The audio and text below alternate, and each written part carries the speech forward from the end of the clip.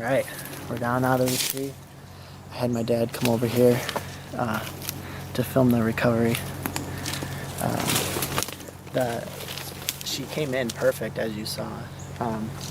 I had ranged, there's a green patch out here that you'll see in the video that I had ranged at about 25 yards, and she was just shy of that, so I'd put her right at 20. Stopped perfectly right there. I had a hard time drawing back because she was right in the open.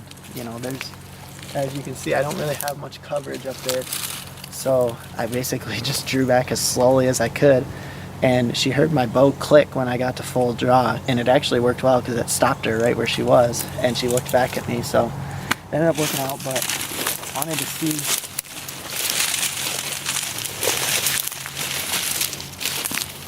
filmed her crash, so we know that she's over here, but I wanted to, see if I can find the arrow and trail her a little bit over here. Oh. You see it? Oh, yeah, there it is. Hang on.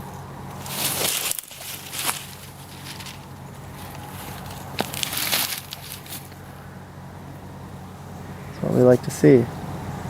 Pass through. The old rage hypodermic. So yeah, I saw her. She took off, went straight that way, kind of wrapped around that point, and then tipped over. I must have been standing right on it, because I see blood right there on that little stalk of thing. Yeah. I was gonna say, I'm pretty sure I could see it pouring out of it when she was running.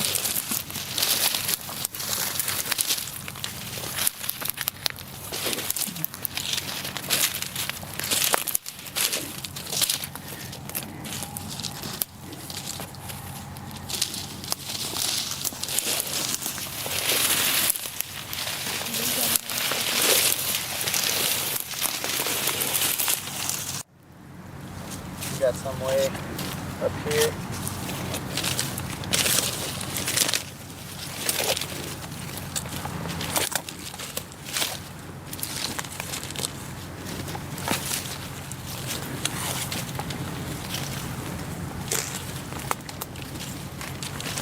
Right here.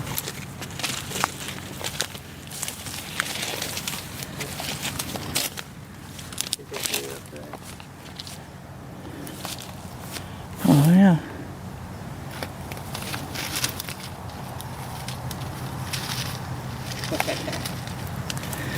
Nice.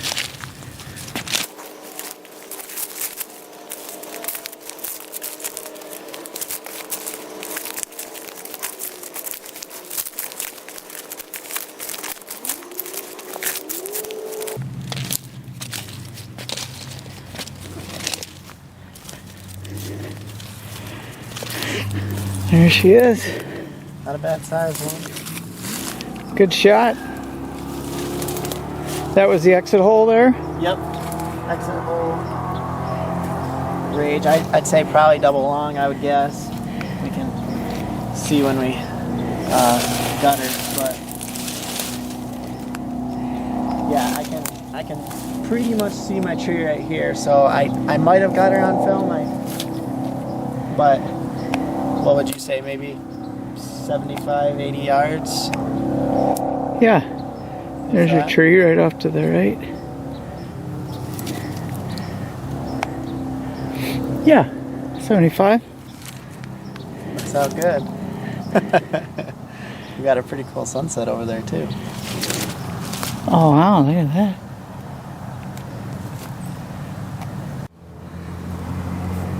Alright, well here she is. Got her dragged over here. As you probably saw, it was hard to tell which doe was which. There were quite a few that actually came out into the field. I first saw her, she came straight across the field towards me, went into the woods. I kind of lost track of her for a little bit, and then she came out, and there was another little buck that she was with. She started working down the edge of the field, and I was having a really hard time getting her on film.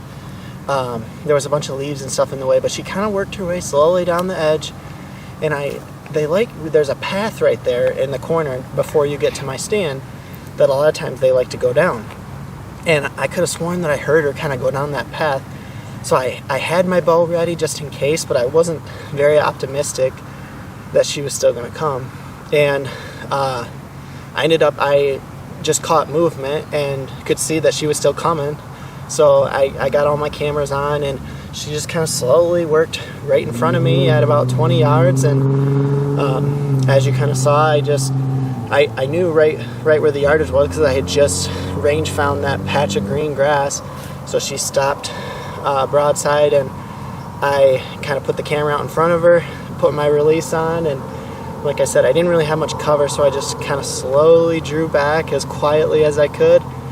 And right as I went to full draw, my ripcord release, or the arrow rest, it like clicked into place just a little bit. It was really quiet, but she heard it and stopped and looked right up at me.